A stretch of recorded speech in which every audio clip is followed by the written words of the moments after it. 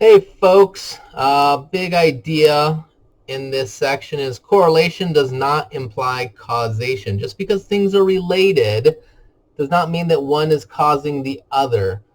Some famous examples include in Florida, whenever ice cream sales increase, shark attacks increase. Whenever ice cream sales go down, shark attacks go down. So whenever they're doing the same thing, that is a positive correlation.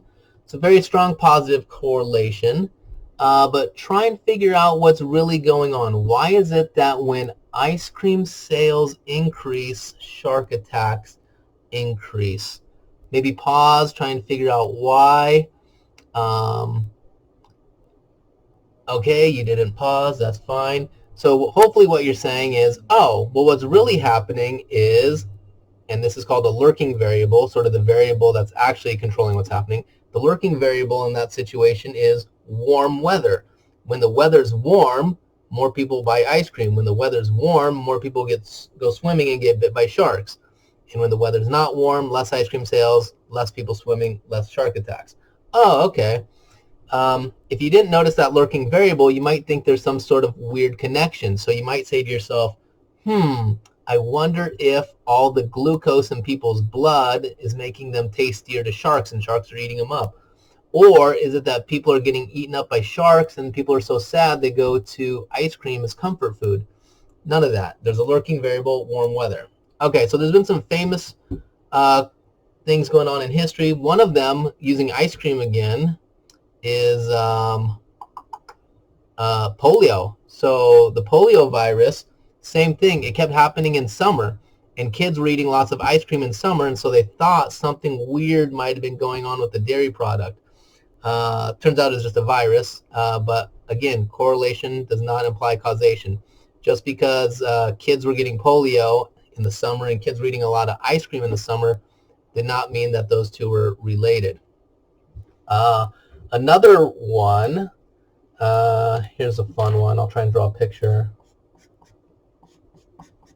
That's a horrible picture. I was trying to draw power lines. So you know the power lines, right? And then imagine a house underneath the power lines. Ugh, horrible drawing. Okay, so physicists say that if you live underneath power lines, you're really not getting that much electromagnetic radiation. It's no more than from your toaster oven. Okay, well then why is it that folks living underneath power lines have higher rates of cancer than the general population?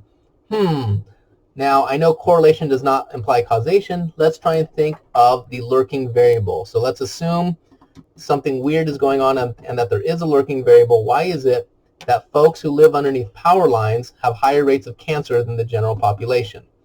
So I'm trying to say that the power lines are not causing the cancer. So what's the lurking variable? Pause, try and think about it.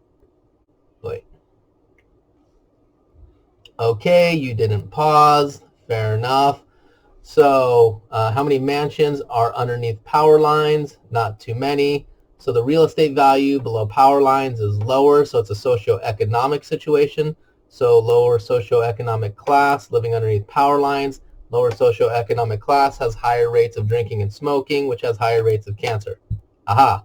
So oftentimes a lot of these things are socioeconomic. One more. Sometimes folks say a glass of wine, one glass of wine per day is good for your health. There's a very strong correlation with good health and one glass of wine. Okay, so why would that be?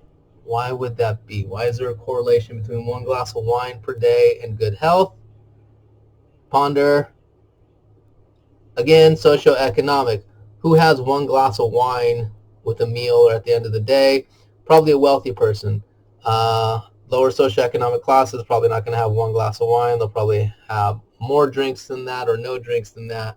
But generally speaking, you're going to get a higher socioeconomic class having exactly one glass of wine with their meal, which higher socioeconomic class, better health care, better lifestyle, less binge drinking, less smoking.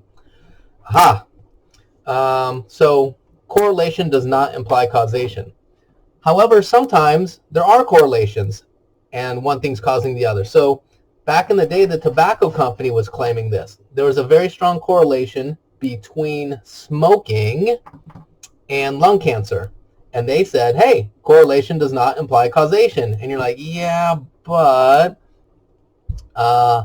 so they argued maybe rather than the smoke causing the cancer, they said maybe it's the cancer in your lungs that wants the smoke. So because you have cancer in your lungs, it is hungering for cigarette smoke. Okay, that's weird. So because of those arguments, a lot of new statistics were created and stuff. So I like to say correlation does not necessarily imply causation.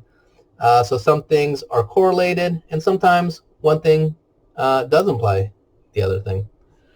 Okay, so I put a little link to a weird website, a funny website. There's all kinds of interesting correlations out there. So if you dig through enough data, you'll just find weird relationships. So go through a couple, and I think you'll find it interesting.